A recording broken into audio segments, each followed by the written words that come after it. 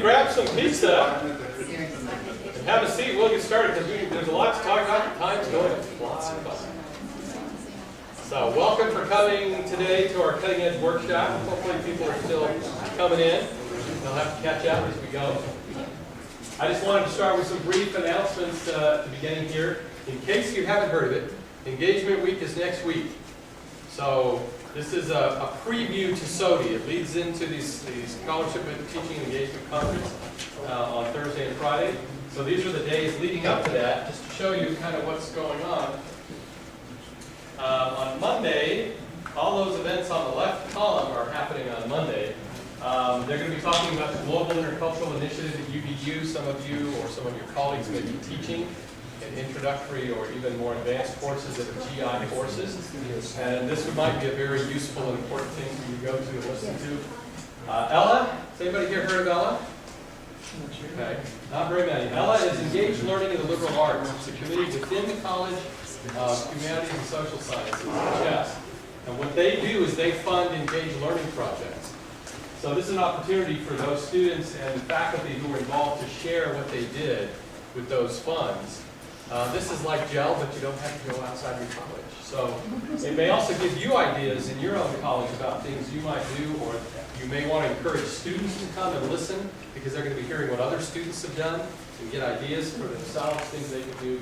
Marcia Haynes is going to be talking about hot internships. We encourage students especially to go to that, but faculty want to know more about internships. Tuesday, part 2 of Ella. Wednesday, we are having oral presentations. Cohorts from UVU that are going to the National Conference of Undergraduate Research are going to be presenting their oral presentations, the ones that they're going to be giving at NCUR. And this is a chance for other students, again, to see what other students have been doing, to kind of listen to those presentations. And we're asking people to give feedback to the students so that they can improve their presentations before they're representing UVU. Where's this list? It's on our website. This is on the website. You got the basic list right here in the flyer. The student presentations are on the website.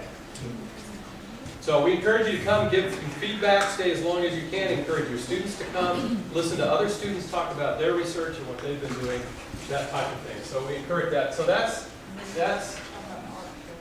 and yes, and then the art show at the same time, starting, is it Wednesday through Friday, you know where that corner is, just before the food court, down there between the bookstore, across the bookstore, there's a wall there.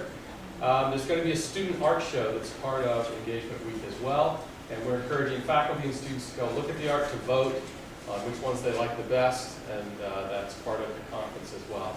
Thursday and Friday are the Scholarship and Teaching and Engagement Conference.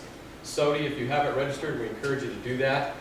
Thursday is the Community Engagement Day. Friday is more about teaching and learning. But we have some really dynamic speakers coming in. The conference Thursday morning will be led off by Rhonda Menlove, who is Associate Provost at USU. She's also a state legislator. She's going to be talking about higher education, public policy issues. These are things that concern all of us. At lunch, we have a scholar coming in from Oxford. His name is John Hoffmeyer. He will be talking about student engagement and how it relates to poverty reduction. That's a fascinating topic. And then on Friday, the lunch speaker is Russell Osgothorpe from BYU, who's talking about building an assessment culture. Again, you can go to our website. Here's the SOTI site right here. You can send that to them if you want. If you want, we can send you the link and everything. Just let us know. You can read the bios. You can do all that. The Engagement Week flyer is right there. You see what says Engagement Week. Okay? So please think about those events. Encourage your students to participate, especially in Engagement Week. We'd love to see you. So today we're talking about mindsets. And Ursula's going to start us off.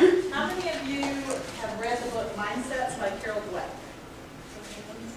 Okay, a few of you. So we're going to talk about what mindsets are, and then Trevor's going to talk about hopefully changing the mindsets and how this can apply to your classroom. So, mindsets, why it's important. I don't divide the world into the weak and the strong, or the successes and the failures. I divide the world into learners and non-learners. Excellent quote.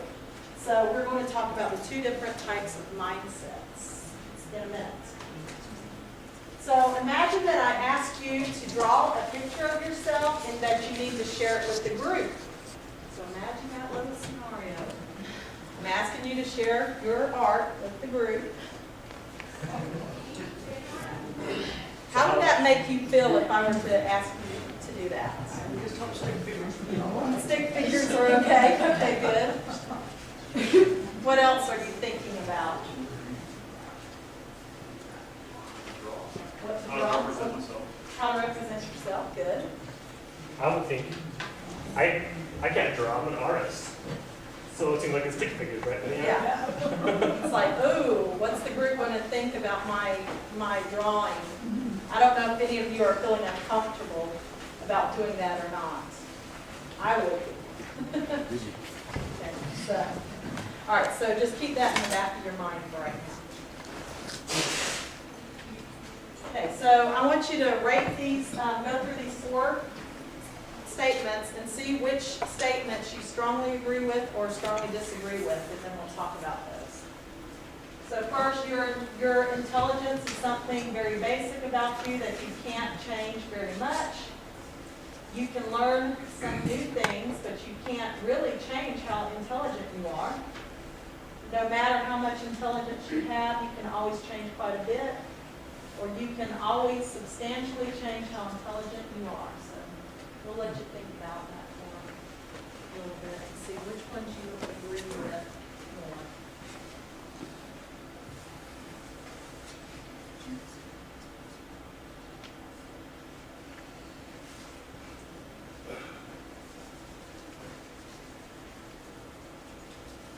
Does everyone have their answers? Yes. To me, it depends on how you define intelligence. Okay. Okay. It's true, yeah. That is Good point. a good You point. know, we have the PETA studies that show that 4 of the 5 leading accomplishments or accomplishment scores of teenagers are in China, yet Chinese are extremely jealous of our educational system, and they are achieving their high so-called intelligence scores mostly because they have learned things without necessarily engaging in any critical thinking or any creative activities. They're just memorizing stuff. Exactly. So the intelligence is really up to discussion. What do you mean when you say intelligence? Sure, good point. So, yeah. And one of the things that, when we did research with the students, they were looking at, they would ask you intelligence, right? What does that mean exactly? And this is how they thought about it. What they thought intelligence was. This is something that you have or don't have. Which we'll see in a minute, but you're right. It's a good point. Good. What else do you have? What were your thoughts? Yes. Replaced intelligence with knowledge. Okay, I yeah. mean, okay. I can definitely go, no matter how much knowledge you have, you can always change quite a bit. Okay. You can always substantially change how knowledgeable you are. I can agree with that. But Right. intelligence, I don't know, because there's so many ways to measure that. Mhm. So many possible So, variations. things like that. Good, you feel like a scientist. Yes, very good. There are also many, Letty said, there are also so many facets of intelligence. Right. Emotional intelligence, Definitely. cultural Yeah, intelligence. creative. Exactly. Yeah, definitely. So kind of put yourself in more of a student's mindset. So, yeah, when you go to school, you have this kind of develop this idea of what intelligence is from a very young age. And then that itself, that view of intelligence is what is the kind of the key here. So, if you go up. Yes, and mindset theory has come about where they have looked at younger kids, but then they're going out and, applying it to high school and college age kids now too. Yeah, it's tough for a young adult to It say these started intelligence. with younger kids Mhm. first. All right, so here is talent, intelligence, or ability fixed, or can they be changed? The fixed or the growth. Okay, so what do you think? If you agree with 1 and 2, that's more of a fixed mindset. So a fixed mindset believes that no, you can't change intelligence. You're stuck with where you are. And then your growth mindset is that it's okay. I can get better. All I have to do is practice more. I always think of the Gladwell's 10,000 hours, and he found that if those people, like if you looked at pianists, and when they were practicing the really good pianist, 10,000 hours was what it took to be, that they did, 10,000 practice hours to become what they are. Definitely you have natural ability, and you do have some natural intelligence and a predisposition, but you can definitely grow what you have. Okay? So what do you think? Any thoughts about that? What are we doing in college? We're growing stuff. Exactly, exactly. Lifelong learning. Good, I know we grow as professors, I mean, definitely. I kind of think it's pretty we can train whatever my students are. Right. Good. I feel like whether you can become a lifelong learner really depends on the attitude. We all have That's a very much that. Exactly. of learning things. I mean, not the natural capacity, but the way of learning things. If you have a very good habit of learning Right. new things, then you could become a good learner for Exactly. one time. But if you cannot know how to learn, and probably Sure. if you have the attitude, strong attitude, you might have a hard time Right. learning things. Good point. Good. Okay, differences. Oh, should say- yes, Jane. I agree with everybody's opinion, but then there is another side. There is a limitation. If you think you there can is. win Nobel Prize in your lifetime, probably not. Well, you can think about it, but the majority of the Yes. people cannot win it. So there is another side. That's, yes. Yeah. And also for Yeah. athletes, you think you can improve all the time, but there is a limitation. You There can can only. be. You say the flip side though. Right. Natural talent isn't I always. just want to point it out. Yes. I agree with Yes. everybody's Yes. opinion. That's a good point. But with Yes. mentors, you could still win that Nobel Prize as part of a team that had a good mentor on it. Still, very few people. Yes. That's true, that's a Very good few point. people. And think of when we go into, you go deal with a tennis coach or Right. one of these coaches. Obviously, with the proper expert Mhm. and guidance, you can improve significantly, become what Exactly. the expert yourself at some point. Exactly. Right, and they actually did a study, one second. They did a study where the drawing study, like the slide I mentioned Oh, at right. the very beginning, where people rated their fixed or stroke mindsets. And they showed that, with practice, right, and mentoring, they could actually get better, even though they thought they were bad at it. But And they did get better. On Yes. limitations, I agree that there are limitations, but actually, sometimes there are self-imposed limitations. Exactly, And how do we yes. know what our limitations are unless we push them? Exactly. So Exactly. you can control this too. That's You right. can also have the negative side of things. You can know too much and therefore know less. Right. They said innovation drops as you get older. A young child is more innovative than Right. an older person is. Exactly. Good No, point. there is a law of diminishing return. That's That's the law. Very good. Very I just good. want to point out, did you ever teach math? Stats? You elected. Have you guys heard this? I'm bad at math? No, No, you never heard that one, right? Unless they really do have like their disability, you probably do better than they think. But yet they suppose I don't have math ability. So I just want to, and we'll talk about checkers in a second, what they'll tend to do as students. Right. That's one they probably heard a lot of professors. So again, a key feature of a fixed mindset is, oh, I need to be the smartest of the class. I need to be the number one. Where the growth mindset is that desire to learn. They're okay with failing. It's okay. Everybody I fails. can get better. So, It happens. It's part of the Yeah. process, right? yeah. You want to move on? Okay. Where was I? Okay. You'll see. Okay. Fix- He put it all together, so I can't remember. So he's leading it. All right, fixed mindset, we want to look smart, we tend to avoid challenges. They've done some studies on kids that demonstrate more of the fixed mindset, and they found that they gave them these puzzles, fixed versus growth mindset children, and the fixed mindset want the easy puzzles because they want to do it quick. And look smart. It's not hard. There's no Yes. chance of failure. Exactly. Okay. I've seen this in my own children. I mean, my oldest son, brilliant. But he never wanted to get into a situation where he might not win. Right. My youngest son, on the other hand, has to work his buns off to get where he's going to go, but he is tenacious. He sticks with it and he keeps on going no matter what the obstacles are. And by golly, he's getting where he wants to be. See? So, you know, and the other son's doing well, but he's just never put himself in a position where he might not be the top dog there. So, but you don't know where. So he doesn't know where he could go. He doesn't know how high he might leap. But Right. Because he's afraid of failure. yeah, exactly. Or the way he's going to look to Yeah, others. yeah. Because he's not the best. Yeah. Good.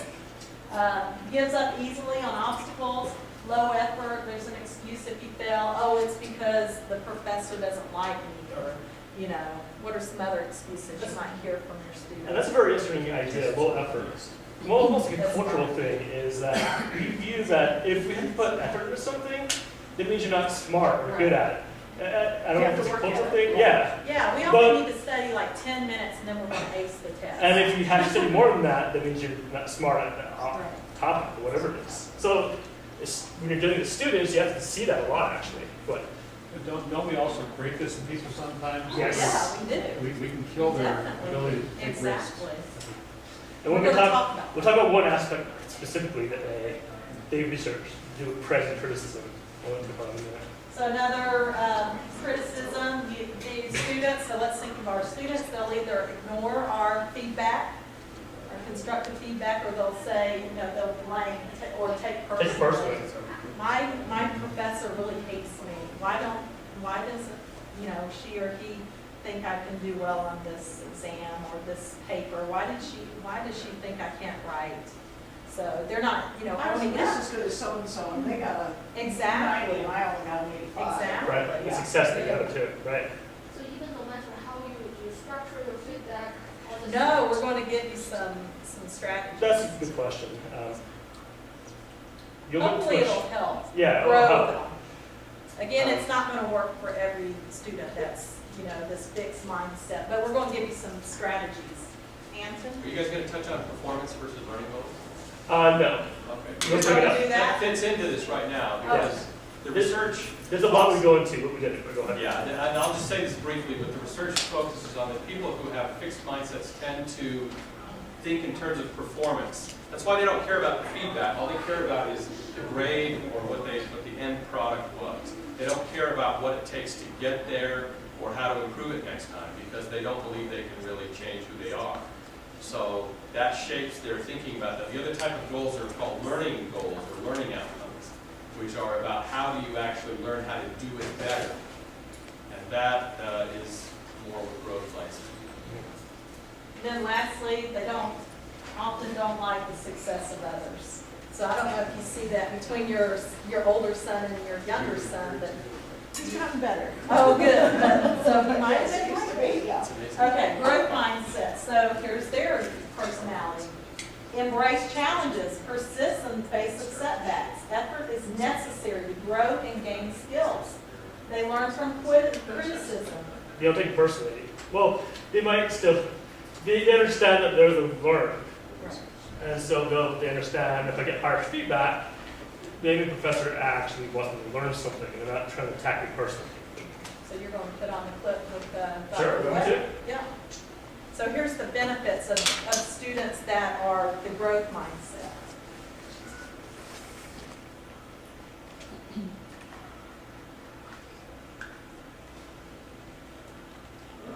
Oops. Well,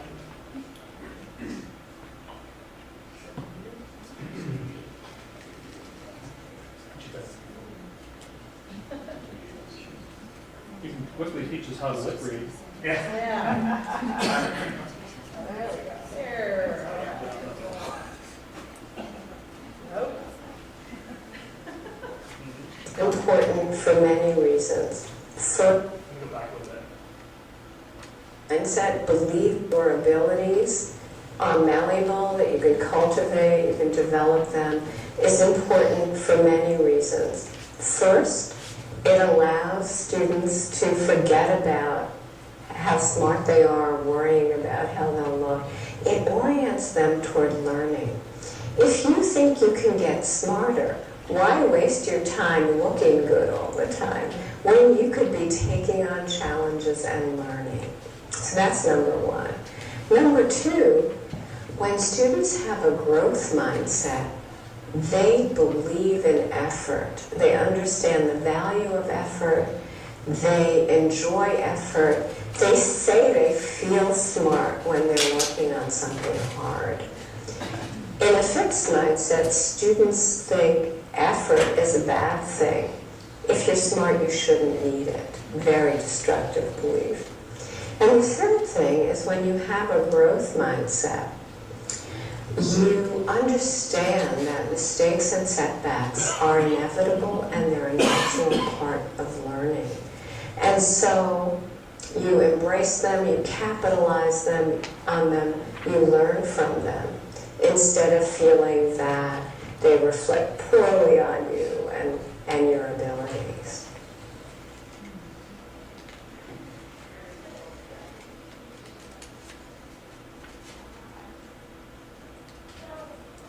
Okay, so some benefits of the growth mindset that she expanded on. Enjoys putting in time and effort, avoids feelings of superiority or entitlement, sees setbacks as useful, increases your resilience to labels and stereotypes, lowers risk of depression, strengthens confidence, don't stress out about being perfect, and never feel stupid during learning. And this is, transcended to minorities, to gender. So they have really they've done lots of studies on these different groups.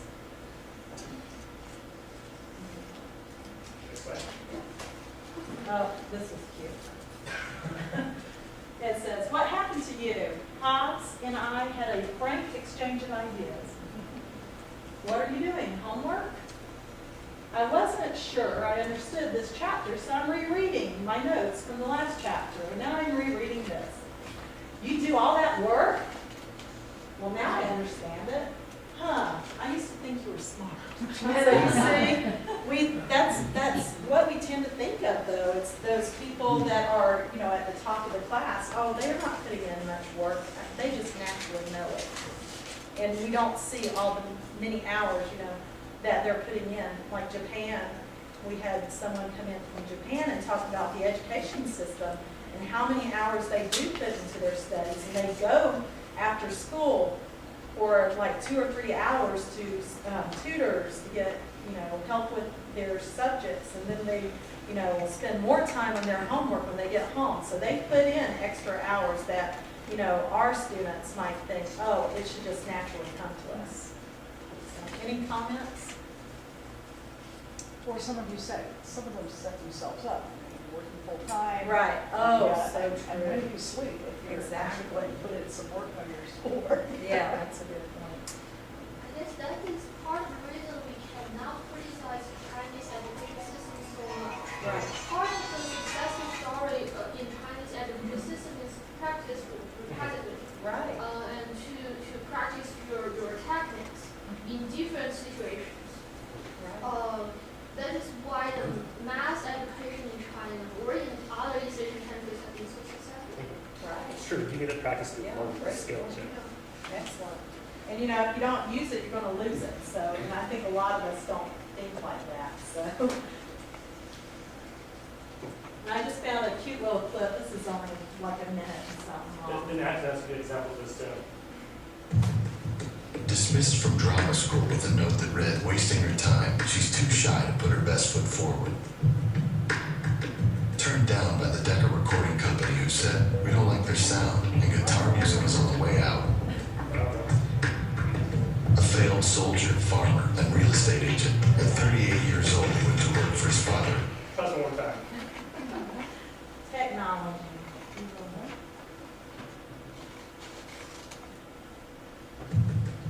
Dismissed from drama school with a note that read, wasting her time, she's too shy to put her best foot forward.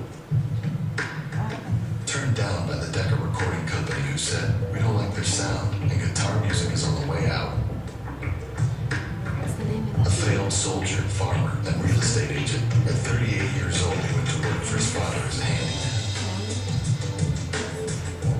Cut from the high school basketball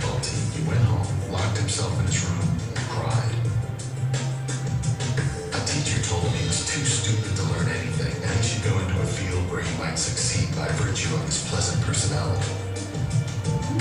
Fired from a newspaper because he lacked imagination and had no original ideas.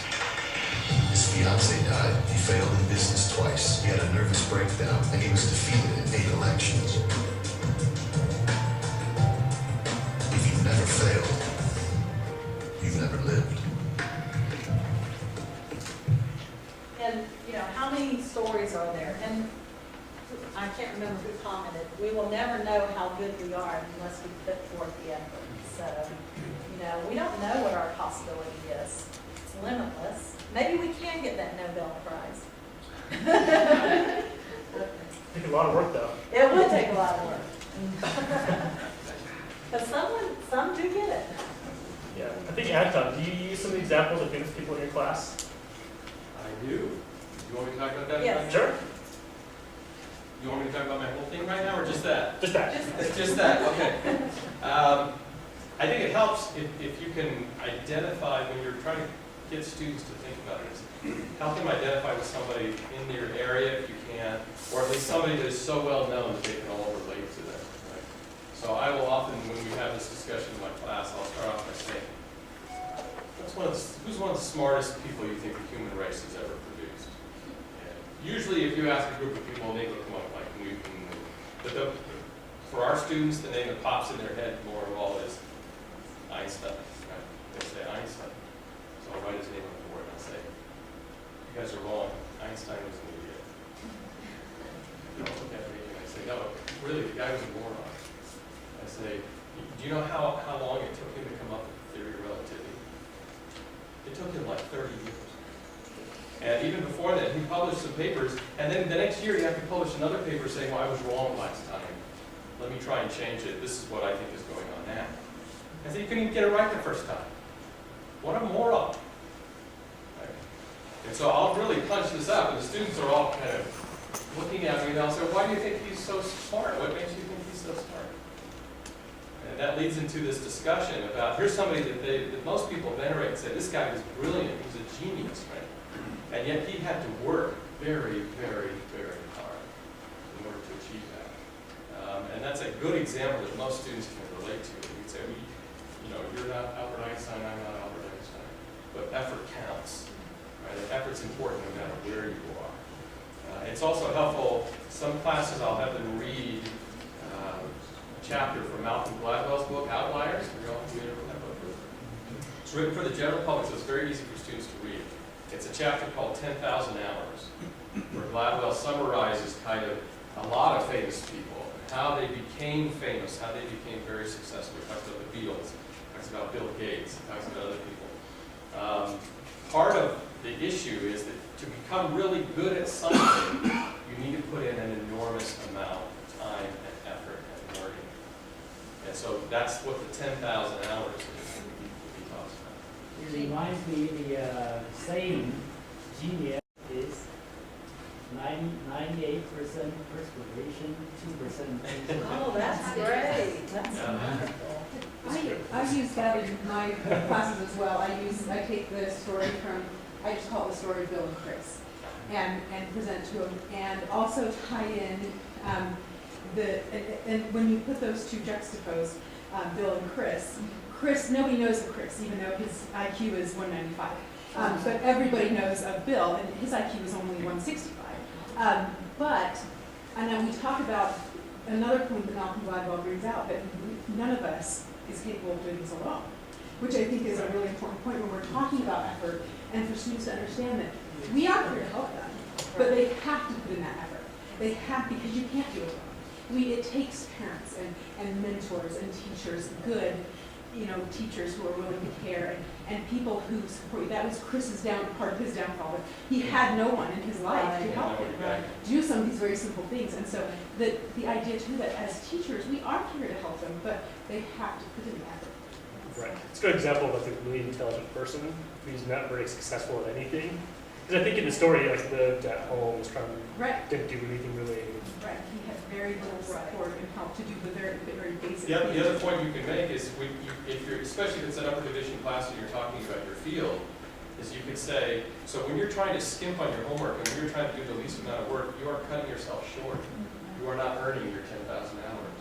And one of the best ways, the fastest way you can become a success in this field is to put in that time, to really learn what you need to learn. What if the student then throws in your face, I don't care? Then it's. And then there's your It's answer. your life. There you go. It's up to you. And Yeah, you that's, can't change. that's what you will hear most of the time among our students, and I'm not trying to I mean, I'm brutally honest now. Because most of our students, I think at least, are here to get a degree and not to get an education. Right. I Well, have to it's say formal. that I thought like you, and I thought most students had like a fixed mindset, and I really liked the book, and the first class I talked about all of these, and I gave them a homework, and I actually found that the vast majority had a growth mindset, maybe like 70 or 80%. So it was a positive surprise. I think sometimes we think And you teach in what department? earth science. It was a meteorology class. Okay. And the sample size was pretty big. It was like, I had like 3 sections, so like 400 students. Now, the next, may I Yes. Yeah, go have ahead. a quote? Don't, if maybe I misunderstand your students, but I think you have to have a passion for your field in order to pursue an education in it. Would that be an accurate These assumption? are GD classes. No, it's a general education class. Oh, okay. And I'm talking about only mindset. Yeah. It was very surprising. Most of them So- value that thought they understood how important faculty is. I think part of this issue goes to be honest with you, we really, really wanted to have this impact on our students. It's very hard to have an impact in a single moment. You have to talk about it throughout the semester so that they really start to understand it. And it has to be a curricular issue, which means if these ideas are introduced in your introductory courses, and then they hear other people talking about them at every course they take, it makes a big difference. And when they come to your class, they've already heard this, they understand it, and they don't have that kind of same reaction to it. I also do, we talk about this a lot, there's some great questions you can ask on the first day of class that help students to think about exactly why are they here and what are they doing in class, and what is the purpose of the class. And those questions take about 20 minutes of discussion, but it changes the entire way the students think about their education and why they're here. And those are great questions to ask and have a discussion about. Fits very well with this. Can you give us an example of these questions? Sure. One of them is you ask the students, and you can have them vote, have them write it down or use clickers, whatever you want, but you say, there's at least 3 purposes to education, right? One is the acquisition of knowledge and concepts. The second is learning how to apply knowledge in new settings.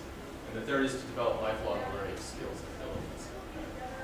And so you say, given those 3 things, which of those 3, given your education and what you want to get out of this class, do you think is most important? And the answers vary depending upon what level of students you have and so on and so forth. But that, you can have a productive discussion about that. And in my upper division classes, actually the majority of the students are not saying acquisition of information. They're saying it's application or it's learning skills. And then the second question you ask is you say, given that discussion we just had, which of those 3 things do you think our time would be best spent on in class, and which could you do outside on your own? And most students, by the time they're thinking about that, it's a no-brainer. I can acquire information on my own. I've got Google, I've got textbooks, I can gather that information. And so what happens is when they start to select things like application of information or learning skills, that's what we should be doing in class. They're saying it, not you. And then you say, okay, so we've tried to design this class to meet that need. We're not going to be, you need to acquire that outside of class. And you can set up ways to do that. You can do things that help them do that. But that shifts the whole dynamic of how the class is about. Works well. Yes, wait on. Yeah, I just want to add a little bit the difference here to see very differently. I think when the students answering questions, most of them know which things are good for them. So they can choose the ones good for them. But in reality, when they need to do the hard work, they may not everyone can do it. So you may see the difference, even though you have the questionnaire, most people showing the growth mindset, but then it's come to work, not everyone.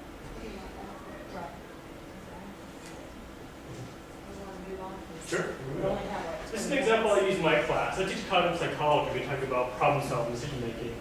And you've probably all seen this before. This type of problem solving, you have certain rules that you have to follow to achieve the end goal. So students, they can figure it out, this first problem, pretty easily. Then to demonstrate this whole, taking on a challenge and how much effort it takes to learn, I give you another example. If you want to see the solution, you've never seen it before, that's the solution.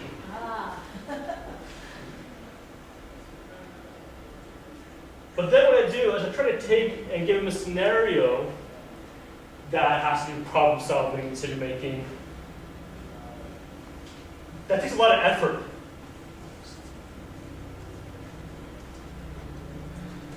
So will someone read that for me? Someone read it yourselves real quickly, quietly.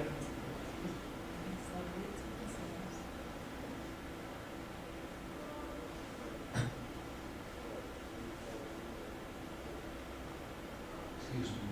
Oh, anyway, sorry.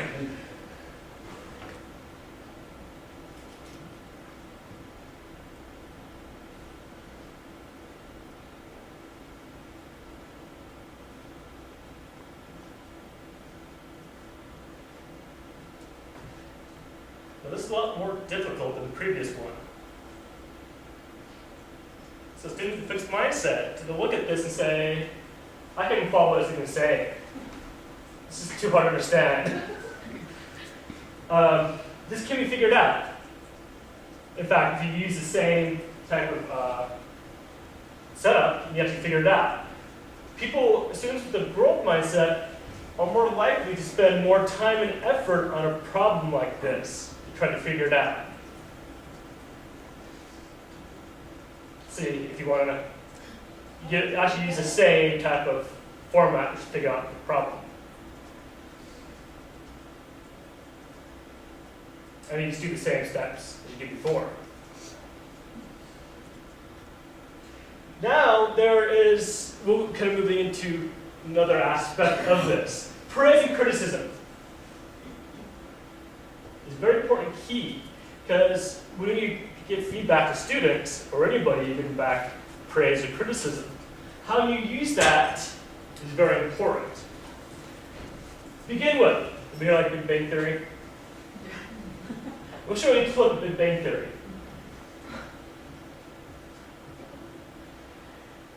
So if any of you are considering going into experimental physics, my door is always open.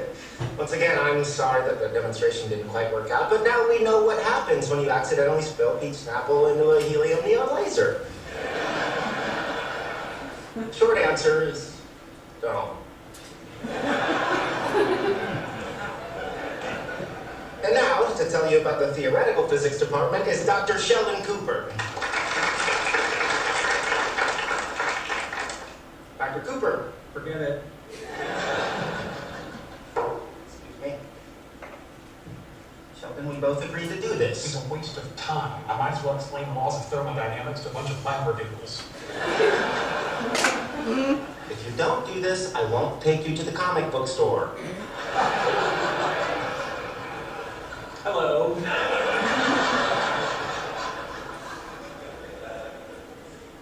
Nice work with the laser, by the way. Looking out at your fresh young faces, I remember when I too was deciding my academic future as a lowly graduate student. Of course, I was 14. And I already achieved more than most of you could ever hope to, despite my 9 o'clock bedtime. Now, there may be one or two of you in this room who has what it takes to succeed in theoretical physics, although it's more likely that you will spend your scientific careers teaching 5th graders how to make papier-mâché volcanoes of baking soda lava. Oh, good God. And sure, anyone who told you that you would someday be able to make any significant contribution to physics played a cruel trick on you, a cruel trick indeed. Any questions? Of course not. I weep for the future of science. Now, if you'll excuse me, the latest issue of Batman is out. Not winning. Okay, so, no. So we send messages to our students. It can be in the form of feedback and praise and criticism, also the way we interact with them. As you can see in the clip, right? He was insulting their intelligence, right, directly. And the way this can create vulnerabilities towards failure. So what we're doing is creating the students, they want to look smart all the time. Okay, so praise and criticize. There's some key features here. There's a lot of research behind this, and they can put it into groups, and you give certain groups certain type of feedback and see how they respond. There's some key things to keep in mind with this. You want to criticize behaviors and strategies. So you tried really hard, or maybe you can say you didn't try hard enough. That's criticism that way. You're not attacking them personally, and it's not the criticism is attacking the kind of their traits, though whether they do themselves, but you're saying you can improve the strategy. Or you can say, could you think of another way to do that? Help them think of different strategies. So again, what you're trying to do is get them to think about what behavior strategies they're using, if they're effective or if they're not effective. If they're effective, you say, you did a good job on that, put a lot of effort on that task. So do you want to criticize these global traits? You're a really smart student. Oddly enough, that also praises fixed mindset in students. Or you're not very good at this. You have no talent in this area. You can never be a musician or whatever, or an artist. Or a physicist, right? As Sheldon would say.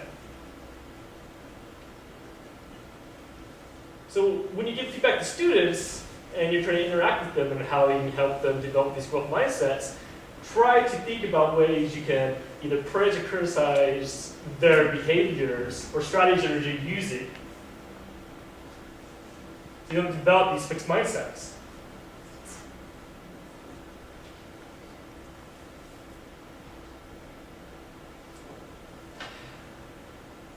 So, praise effort and strategy. That's one thing you want to do as professors. Not intelligence. You don't want to say, oh, you're very smart, you're really good at this, you have a lot of ability in this. It creates a fixed mindset. So when that happens, and you praise their intelligence, students tend to put in less effort. Not sure why they do that, but they see that happening. And that leads them to avoid taking on challenges. They just want to take on tasks that they can succeed at. Very low effort. That way they look smart. And when they receive feedback based on effort strategies, they develop this growth mindset. They're a lot better at persisting. So when something's very challenging, like the Himalayan story, they're more likely to persist in trying to figure out the solution to the problem. Somebody with the growth mindset will just give up. Won't try very hard. They'll take more learning risk. They understand that, okay, while I'm in school, I'm bad at math, I'm going to try the strategies. If it works, it might not work, but I understand the point of this is to learn, not necessarily to find the right answer for every question. Okay, you got, I think after that, a couple things you want to bring in. Want to do that now, Anton? I could. Yeah. 10 minutes. Yeah. 10 minutes. Okay, I'll give you a quick thing. One of the things you can do in class is to also think about promoting metacognition, right? This is student self-awareness. Because a lot of students have never thought about this before. They don't think about how they view themselves. They don't think about how they explain success. They don't think about what the implications of that are. And so there's a lot of things you can do. Alessandro's example is a good one because he actually gave them one of Dweck's scales and had them take it. And he used that to look at the feedback. That can give you feedback about where your class is, how many of your students are in what areas. It can also help you think about this feedback. When you're giving feedback, do you know if this is a student that tends to have growth or a fixed mindset? You can adjust the feedback to match the student without a lot of additional effort. If you just keep those scores, you know where they are. Another thing you can do that I thought was interesting is you can have them, like the first day or two of class, just do a quick assignment in class, you just hand them a blank piece of paper or half a page or whatever you say on the board, right? Intelligence equals underlying percent effort plus underlying percent ability. Now what the research shows is that students who have a fixed mindset tend to say, well, it's mostly ability. So they'll put like 65% ability, 35% effort, right? And the growth mindset folks reverse that. So you'll get a sense of where your students are very quickly, or you could ask them just finish this sentence, I define intelligence as, right? That's a little more effort because you have to kind of then sit through their answers. We don't want to effort that time. Right, this is faster. So this might be a quick way to do that. So that way you can customize the feedback you give to match where the students are. And it also, if you give that data back to the students, give them back their assignments, and then have a discussion like this, you actually are asking them to think about which mindset do you tend to use in this class. Now, people do sometimes adopt different mindsets for different areas, right? So you can say, for this class, which mindset are you using? And we want to encourage you to adopt a growth mindset for these reasons, right? Usually those reasons, it isn't very hard for most of us to find professional reasons in our fields why a growth mindset is better than a fixed mindset, right? So that's important. What else? The Einstein is an idiot discussion, 10,000 hour rule. I do think it's important to do this, think of this developmentally, introduce this idea like on the first day or two, bring it up again periodically, like at midterms, at the end of the semester, you can have them reevaluate their scores, you can have them do things. All of that gets them to think that this is not just a one-time thing, it was just some stupid assignment we did. This is an important thing, and we keep talking about it, right? That's useful. Finding those experts in your field who really put forth enormous effort to achieve success, and use them as examples, because they can think about those individuals. You can think about what that means and why those individuals were successful. And another thing I would suggest is, if you can, find time to link some of this stuff to concepts about study strategies, right? Because it makes sense, doesn't it? If a student is in a fixed mindset, as we've been talking about, they tend to think cramming is great. Because cramming means you're smart. If you do reasonably well, even if you pass the test for some of them, because I cram, look at all that time I saved and I'm smart that I can just pass this class without even really studying for it. Okay? So if you can link it to the research and the data on the difference between cramming, which is called massed practice, right? Practice all at once, massed together, versus what's called distributed practice, which is they read, you preview the chapter, you read the chapter later, you review things, you meet with a study group, you're spreading that learning out across time. The data is absolutely crystal clear that distributed practice works better in the long run than mass practice, right? For learning the material. Not necessarily for a score on a particular exam, but for learning the material, it works better. The other thing you can do that reinforces that is make sure that your exams are all cumulative.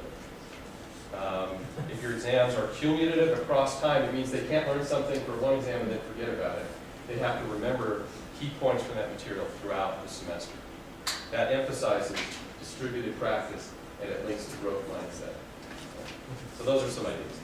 I think that promote metacognition, the first one there, is very useful, because what it does is it makes them think about strategies and effort that they put into it. So that's one of the key facets of metacognition, of how things can be passed. That's a very good strategy to have. Anyone have any questions or comments? You talked about checking them at the end of the semester to see if they've changed their method. So how do they go from a fixed to a growth mindset? It sounds like it's not fixing for life in a mindset. Nope. It varies. Oh, and it might not occur, that semester, but if we just plant the seed, hopefully it's going to grow. Yeah, she has a workshop based on it right now already, but go ahead. The other thing I point out, this is the other book. This is, depends on how much you want to read about more technical stuff about mindsets and so on. She uses different names for them in here. She uses more scientific names. She calls it entity theory and incremental theory. But self-theories, this is the book where she summarizes like 30 years of research with children, adults, college students. You see the same patterns across all those groups. And she talks about the data, and the data is in here. You can see the data. She's got her scales in here. The mindset book is useful, but this is more meant for like the general public reading. It's kind of toned down, it's simplified. This is the real stuff. This is the real academic, scholarly work right there. So. Well, I want to see whether he read the book or not. If you've got somebody who has a fixed mindset, how do you get them to change? I mean, it's not overnight, obviously. Oh, no. What do you do with your class or your wife and to change them? Well, read the book. I think just using this, these strategies, We'll be in trouble. you know, just reinforcing that they Right. can do it and get better. I think it's good to bring up what fixing growth mindset, bring up those ideas. We had a learning circle on this book right here, and we had a student who came to this learning circle, and she said she hates math. Yes. She always thought of herself as a person who has low math intelligence, low math ability. So she's reading this book. She's like, oh, okay. What if I put more effort and more strategies, I can do better than I thought I would do in math. So instead of getting D's, I can get B's in math.